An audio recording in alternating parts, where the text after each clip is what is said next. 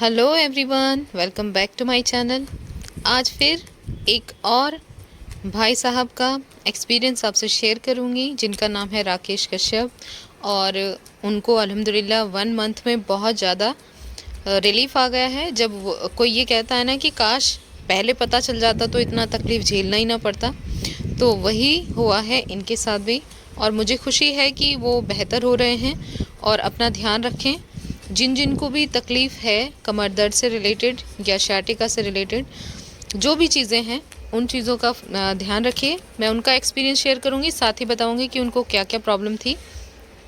इसके अलावा आप लोगों के सवाल भी लूँगी जो भी आप लोगों ने मुझसे रिसेंटली पूछे हैं। तो बने रहिए आज की वीडियो में। वीडियो अच्छी लगे तो लाइक, शेयर एंड सब्सक्राइब। चलिए स्टार्ट करते हैं आज की वीडियो।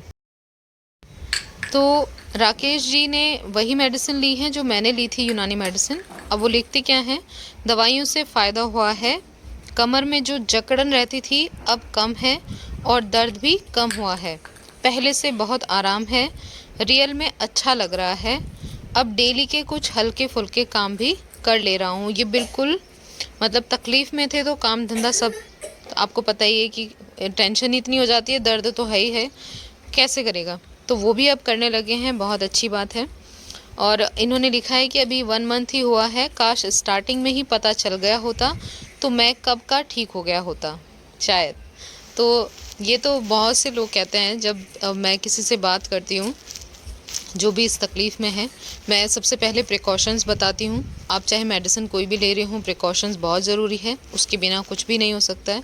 साथ में मसाज और सिकाई जो घर पे कर सकते हो आप, वो बताती हूँ, वो भी करना चाहिए। और ये तीनों चीज़ें मिलकर, अगर आप मेडिसिन भी ट्राई कर रहे हो तो तीनों चीज़ें ही मिलके आपको ठीक होने की दिशा में ले जाती हैं। तो राकेश जी ने जो बताया है, मुझे खुशी है ये जानकर कि उनको रिलीफ आ रहा है और अब वो हल्के फुल्के काम भी करने लगे हैं। बस एहतियात ज़रूरी है, काम छोड़ने कुछ नहीं होते हैं, बस थोड़ा सा प्रिकॉशंस ध्यान रखना है। यानी झुके बिना अगर काम कर सकते हैं या फिर लगातार नहीं बैठना है, लगातार खड़ी नहीं रहना है, इस चीज़ का ध्यान रखते हुए अपने काम को अंजाम दे सकते हैं।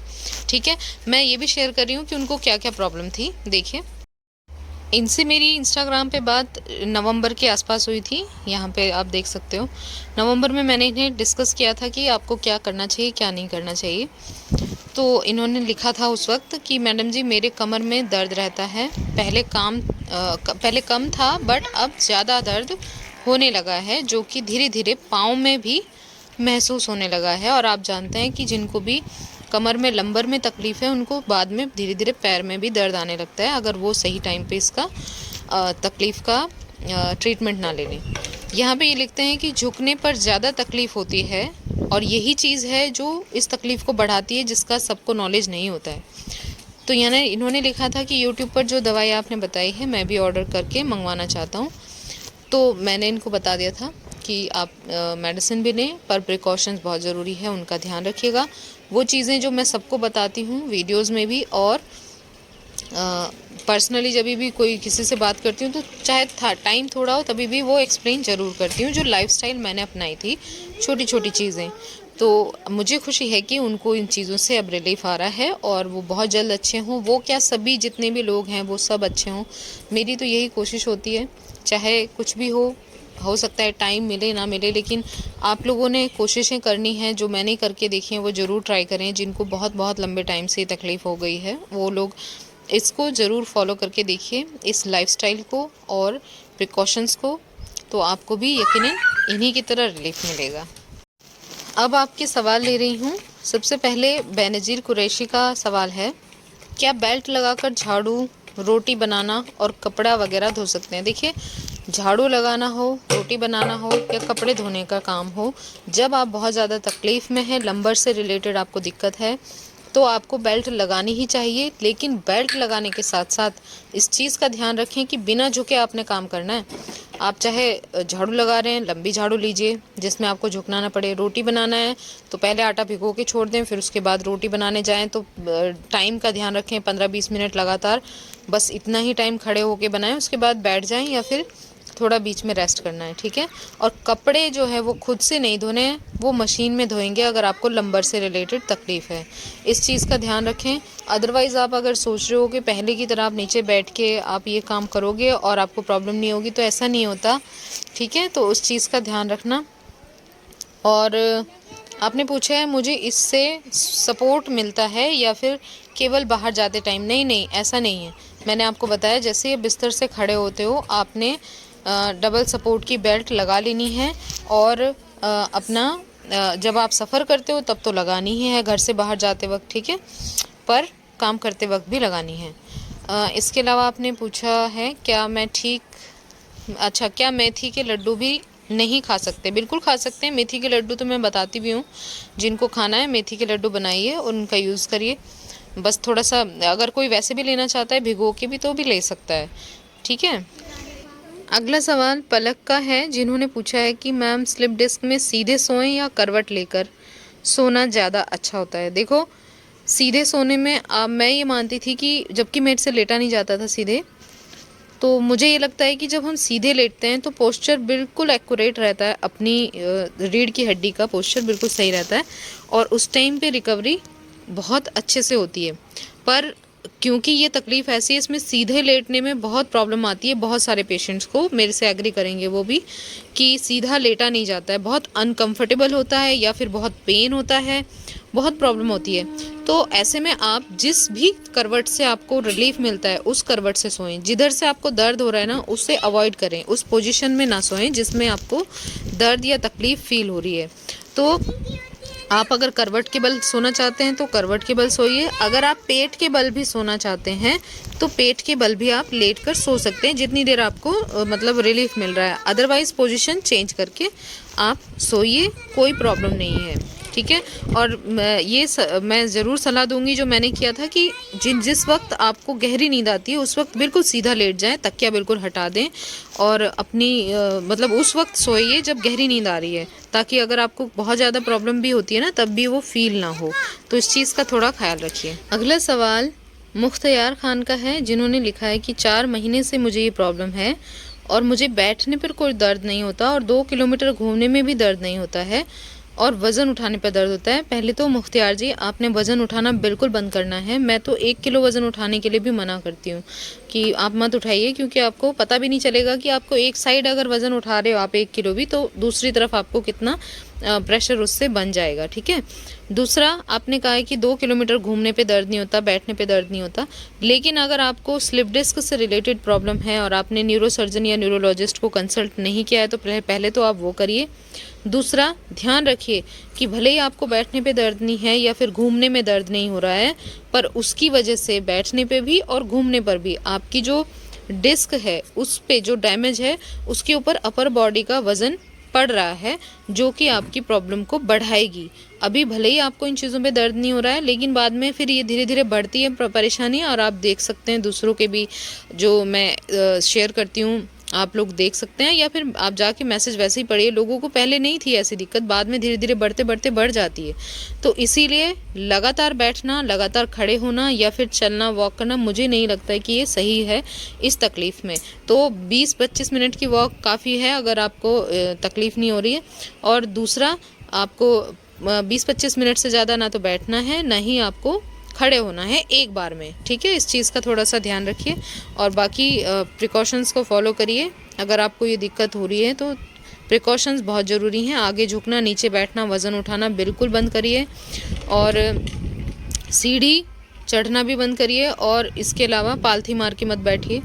इन चीज़ों का थोड़ा सा ध्यान रखिए। बाकी खाने में भी चावल, आलू, खट्टी चीज़ें, ठंडी चीज़ें बंद करिए। जिनको दर्द हो रहा है शरीर में कहीं पे भी, उनको भी इसमें आराम मिलेगा, ठीक है। अगला सवाल लक्ष्मी दिवाकर जी का है, जिन्होंने लिखा है कि मुझे भी लोअर बैक पेन होता है, डॉक्टर ने स्लिप डिस्क बताया है। मैम, मैं वज़न नहीं उठाती हूँ, झुकती नहीं हूँ, नीचे नहीं बैठती हूँ, बट मुझे सीढ़ियाँ चढ़ना होता है। एक बार डे में सोने का रूम में सीढ़ियाँ चढ़ के जाना होता है रात को। क्या मैम ज़्यादा प्रॉब्लम तो नहीं होगी सीढ़ियाँ चढ़ने से? देखिए लक्ष्मी जी, मैं अपना ये एक्सपीरियंस आपको बताती हूँ, दूसरों का तो मैं क्या ही कहूँगी। पहले मैं अपना ही बताती हूँ कि मुझे नहीं पता था कि सीढ़ी चढ़ने से ये परेशानी ऐसी भयानक रूप भी ले सकती है, जहाँ पे मैं बाकी सारी चीज़ें कर रही थी, प्रिकॉशंस भी कर रही थी, झुकने, नीचे बैठने, वज़न उठाने का, लेकिन सीढ़ियाँ मेरे से अवॉइड नहीं हो रही थी क्योंकि मेरा रूम ऊपर था। फिर धीरे धीरे प्रॉब्लम बढ़ते बढ़ते बढ़ते ऐसी हो गई कि मैं खड़े होने में भी मुझे प्रॉब्लम होने लगी, मतलब मैं खड़ी होती थी लगता था गिर जाऊंगी। तो ये जब ये सिचुएशन आई तब मैंने डॉक्टर से पूछा था, और आप भी पूछ सकते हैं किसी जो न्यूरोलॉजिस्ट या न्यूरोसर्जन है, सीढ़ियाँ आपके लिए अच्छी नहीं हैं अगर आपको प्रॉब्लम हो रही है तो। बस मैं ये कह सकती हूँ कि अगर या तो आप अपना रूम नीचे शिफ्ट करो, बेस्ट आइडिया यही है जैसे मैंने किया था। दूसरा, अगर आपके लिए ये ऑप्शन मौजूद ही नहीं है, आप कुछ भी करके नीचे नहीं जा सकते हो, तो फिर मैं यही कहूँगी कि आप जितना अवॉइड कर सकते हो उतना अवॉइड करो, और जब आपको चढ़ना पड़े तो बेबी स्टेप्स चढ़िए, जैसे छोटे बच्चे चढ़ते हैं, एक स्टेप पे एक पैर, फिर दूसरा भी उसी पे, और रेलिंग का पूरा सहारा लेना है, अपने शरीर का वजन रेलिंग पे डालिए। तो इस तरीके से आप चढ़ सकते हो, लेकिन वो ऑप्शन कम से कम मौजूद है। मैं उसके लिए ये सलाह नहीं दूंगी कि आप ऐसा करोगे तो 100% आपको रिकवरी जल्दी हो जाएगी, पर यह है कि आपको थोड़ी सी उसमें रियायत मिल जाती है, छूट मिल जाती है। बाकी मैं यही कहूँगी कि हर सीढ़ी प्रॉब्लम क्रिएट करती है, और जब आप इस तकलीफ़ में बहुत ज़्यादा मतलब फंसे हुए हो तब तो आपके लिए बिल्कुल अच्छी नहीं है। तो थोड़ा सा अपने ऑप्शंस देखिए, अगर आप नीचे शिफ्ट हो सकते हो तो नीचे शिफ्ट कर लीजिए। अगला सवाल ये बिट्टू कुमार जी का है, जिन्होंने पूछा है कि क्या स्लिप डिस्क में नॉर्मल डिलीवरी पॉसिबल है। तो देखिए, अगर स्लिप डिस्क है तो पहले तो मैं यही सलाह दूंगी कि आप बेबी प्लान ना करें, क्योंकि ये बहुत ज़्यादा क्रिटिकल कंडीशन अगर हो जाती है तो फिर आपके पास ऑप्शन नहीं होता है कि आप ट्रीटमेंट करवाएं, क्योंकि आप मेडिसिन नहीं ले सकते हो। अगर आप प्रेग्नेंट हैं तो कोई भी तरह की दवाई आपके लिए नहीं होगी, और दर्द असहनीय होता है, उस वक्त आप फिर जोखिम डाल लेते हो खुद को भी और दूसरी जान को भी। तो ऐसा मत करिए, मैं हमेशा यही कहती हूँ। दूसरा, अगर आपको रिकवरी हो चुकी है तो फिर आप बेफिक्र रहिए। अगर आपको कभी स्लिप डिस्क थी तो नॉर्मल डिलीवरी आराम से हो जाएगी, बट अपने डॉक्टर को पूरी क्लियरिटी के साथ बात करें, डॉक्टर से जिनको भी दिखा रहे हैं, कि भाई हमको ये प्रॉब्लम थी और हम ऑपरेशन की तरफ नहीं जाना चाहते हैं, तो आपके लिए हर वो पॉसिबल चीज़ करें जो नॉर्मल डिलीवरी के लिए हो सके, है ना। तो आप बेफिक्र रहिए। सी सेक्शन का मुझे तजुर्बा नहीं है, लेकिन मेरी नॉर्मल डिलीवरी हुई है अल्हम्दुलिल्लाह, ठीक होने के बाद हुई है, और आप बेफिक्र रहें। अगर आप ठीक हो जाते हैं तो आप अच्छे से कंसीव करके बिल्कुल आपको नॉर्मल डिलीवरी हो सकती है, ठीक है। बस आपने तभी भी यही ध्यान रखना है कि झुके नहीं, नीचे नहीं बैठें और वज़न ना उठाएं। तो अपना एहतियात के साथ चलेंगे तो कभी भी कोई क्रिटिकल कंडीशन होगी ही नहीं, ठीक है जी। ये एक सवाल डॉली जी का है, जिन्होंने पूछा है कि मैम, इसमें कॉकिक्स एरिया में स्वेलिंग हो जाती है क्या। लंबर एरिया से रिलेटेड इन्होंने डिस्क बल्ज के बारे में पूछा है कि क्या कॉकिक्स एरिया में स्वेलिंग हो जाती है। बिल्कुल हो सकती है, कॉकिक्स एरिया में भी हो सकती है, और आपको कॉकिक्स पेन भी आ सकता है, जिसे मैं टेल बोन पेन बोलती हूँ, आप लोगों ने सुना ही होगा। दूसरा, आपको सूजन जहाँ पे लंबर की L4, L5, L5, S1 वाली जो डिस्क होती है, जहाँ पे ठीक उसके ऊपर, कमर के ऊपर भी सूजन आ सकती है, क्योंकि मुझे वो थी। मुझे इतनी ज़्यादा स्वेलिंग थी कि हाथ से छूने पे एकदम ऐसे जैसे मोटा मोटा सा कोई टुकड़ा मांस का ऊपर हो, इतना ऊपर उठा हुआ था मेरा स्वेलिंग, मतलब पूरा महसूस देता था, इतनी स्वेलिंग थी वहाँ पे, जो कि धीरे धीरे गई है मसाज और सिकाई करने से, उसमें रिलीफ मिलता था। मसाज से वो फील होता था पूरा वो पोर्शन जो कि उठा हुआ सा था। और ठीक इसी तरह की स्वेलिंग गर्दन के पीछे, जहाँ पे जब सर्वाइकल होता है, गर्दन के पीछे जो कंधों के जोड़ होते हैं, ठीक वहाँ पे एक जॉइंट होता है, उसके ऊपर भी सूजन वहाँ पे थी मुझे, और वो फील होती है, जो पेशेंट हैं वो जानते हैं इस चीज़ को। तो सूजन आ सकती है कॉकिक्स एरिया में। अगर किसी को स्वेलिंग है या पेन है तो उनके लिए मैं एक ही तरीका बताऊंगी कि आपको कम से कम बैठना है, कम से कम, बिल्कुल कम, अवॉइड करिए। और या फिर आप जब भी बैठ रहे हो तो इस चीज़ का ध्यान रखिए कि जो आपका जो टेल बोन है, जो कॉकिक्स एरिया है, वो किसी भी सरफेस को टच ना करे। और उसके लिए कॉकिक्स कुशन आते हैं, या फिर आप एक्टिवा की ट्यूब ले लें, उसमें जरा सी हवा भरें, थोड़ी सी ही हवा भरनी है, और उसको रख लें चेयर पे और उस पे बैठें, ठीक है। यही है जो इसका सॉल्यूशन मुझे मेरी लाइफ में मिला है, और जो मैं बाकी लोगों को भी बता चुकी हूँ। एक लेप मैंने बताया है, वो ज़रूर इस्तेमाल करिए। लंबर पे वो लगाना है, ना कि कॉकिक्स पे लगाना है। भले ही आपको कॉकिक्स में पेन हो, फिर भी लंबर वाली जगह पे ही उसको लगाइए, क्योंकि जड़ तो वहीं है। अम्बा हल्दी, मैदा लकड़ी, चोट सज्जी, ये सभी जो वीडियो है बनाना और लगाने का तरीका मैंने बता रखा है। वीडियो का लिंक आपको डिस्क्रिप्शन में मिल जाएगा, प्लीज़ चेक करें। उसको भी आप लगाओगे तो इमीडिएट आपको उसमें रिलीफ फील होना स्टार्ट हो जाएगा। ठीक है जी। बाकी के सारे प्रिकॉशंस वही करने हैं, वही लाइफस्टाइल जो लंबर वालों के लिए, शाटिका वालों के लिए बताती हूँ, वही सब कुछ आपने ज़रूर करना है। और मसाज और सिकाई भी करिए। और इसके अलावा अगर आप बाकी चीज़ें ट्राई कर चुके हो मेडिसिन के से रिलेटेड, तो फिर आप दूसरे ऑप्शंस भी ट्राई करें, यानी आयुर्वेदिक, यूनानी या होम्योपैथिक मेडिसिन भी ज़रूर ट्राई करें साथ में। और इन सब के साथ साथ ही आपको रिलीफ मिलना दिखाई दे जाएगा। रिलीफ मिलता है तो कंटिन्यू रखिए। टिंकी सोनी जी का सवाल है कि आप जब यूनानी दवा ले रही थी तो कितने दिनों में आपको फ़र्क पता चला? मुझे 1 हफ्ते में पता चल गया था कि हाँ, मुझको आराम है और मैं काम भी कर पा रही हूँ बिना दर्द के, ज़्यादा दर्द तकलीफ़ महसूस किए। और आपने पूछा है आप पहले क्या क्या ट्राई कर चुके थे, तो मैंने सब चीज़ें ट्राई की हैं जो आप सोच सकते हैं। क्या दवा लेने के दौरान आपका पेन कभी कम ज़्यादा हुआ? बिल्कुल होता था। काम करती थी तो बढ़ जाता था, आराम करती थी तो कम हो जाता था। दूसरा आपने पूछा है मैं होम्योपैथिक ले रही हूँ, 3 माह हुए हैं, उससे बहुत आराम मिला है। तो आपको जिस चीज़ से रिलीफ मिल रहा है प्लीज़ उसे कंटिन्यू रखिए, उसे छोड़िए मत। लेकिन कभी कभी दर्द बढ़ जाता है, मैं परहेज कर रही हूँ। नहीं, अगर आप बिना काम करे वो दर्द बढ़ रहा है तो वो ठीक, मेरी समझ से तो बाहर है। लेकिन अगर आप काम करते हुए आपको दर्द बढ़ता है तो वो तो नेचुरल सी चीज़ है। आप घर से बाहर जाओगे, कुछ सफ़र करके आए हो, तभी भी दर्द बढ़ता है, ठीक है। और अगर आप लेटे हुए ही हो और तभी भी दर्द बढ़ रहा है तो फिर ये ठीक नहीं है, मेरे तब आप अपने डॉक्टर से बात करिए, ठीक है। आपने कहा है मैं परहेज कर रही हूँ, मेरा पेन लेफ़्ट पैर में था शुरू से, लेकिन अब मुझे राइट में भी होता है और किसी दिन तो एकदम ठीक लगता है। क्या लेफ़्ट पैर और राइट पैर का ट्रीटमेंट अलग अलग होता है? बिल्कुल नहीं होता है जी, एक ही चीज़ की है मैंने। मैं अपने तजुर्बे से यही बताऊंगी आपको कि मैंने एक ही चीज़ की है, सर्वाइकल के लिए भी, हाथ के कंधे के लिए भी और अपनी कमर के लिए भी। जो मतलब प्रिकॉशंस मैंने लिए हैं और जो ट्रीटमेंट लिया है वो एक ही चीज़ ली है मैंने, कुछ अलग अलग से नहीं किया है कि एक पैर के लिए अलग और दूसरे के लिए अलग होगा, ऐसा नहीं होता है।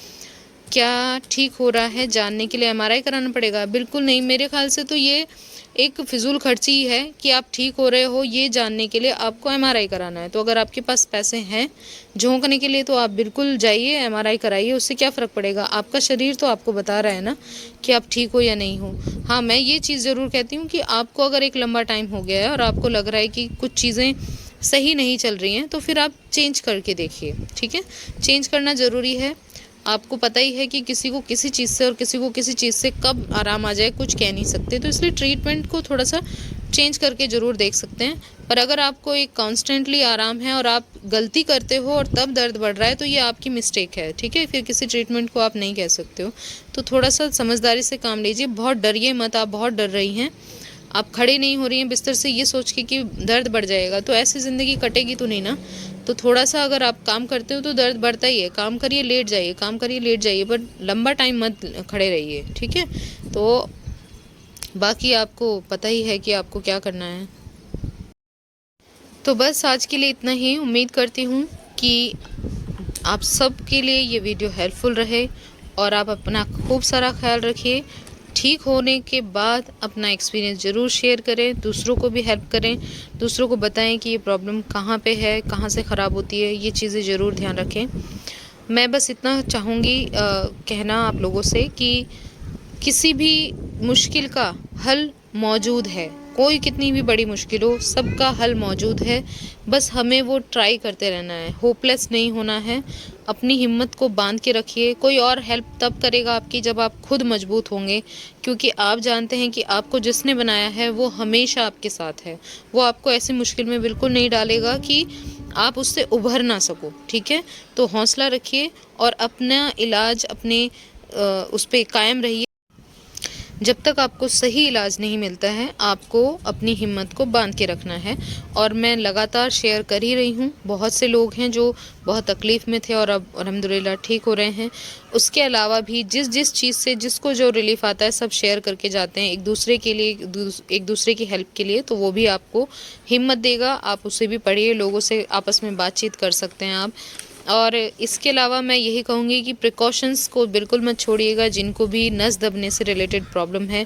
और ये इसलिए कहती हूँ क्योंकि ये मैंने झेला है और मैं जानती हूँ कि मुझे किसी चीज़ से रिलीफ़ नहीं आया था। जब रिलीफ़ आना स्टार्ट हुआ तो उस रिलीफ़ को कंटिन्यू परहेज के द्वारा मैं आगे तक लेके गई हूँ। और बाकी चीज़ों ने जिन्होंने मुझे हेल्प की है मैंने सब शेयर की हैं। जो लोग भी इस तकलीफ़ में हैं वो उन सब काम को करके देखिए, आपको उसका अंदाज़ा खुद ब खुद हो जाएगा। वीडियोस के लिंक डिस्क्रिप्शन में है, बाकी मेरी प्लेलिस्ट है स्लिप डिस्क रिलेटेड, वहाँ पे जाके चेक कर सकते हैं। इसके अलावा अगर कुछ कन्फ्यूज़न हो, आपको समझ ना आए, तो आप मुझे इंस्टाग्राम पर मैसेज कर सकते हैं। मेरी आईडी आपको डिस्क्रिप्शन में मिल जाएगी। तो बस आज के लिए इतना ही। उम्मीद करती हूँ ये वीडियो आप सबको हेल्प करें। इसे शेयर ज़रूर करें उन लोगों तक जो कि इस तकलीफ़ में हैं, परेशानी में हैं। अपना खूब सारा ख्याल रखिए। जिनका कमेंट बाकी रह गया है उनका मैं नेक्स्ट वीडियो में लूँगी, तो उम्मीद मत छोड़िए। ठीक है, अपना खूब सारा ख्याल रखिए। मिलते हैं नेक्स्ट वीडियो में।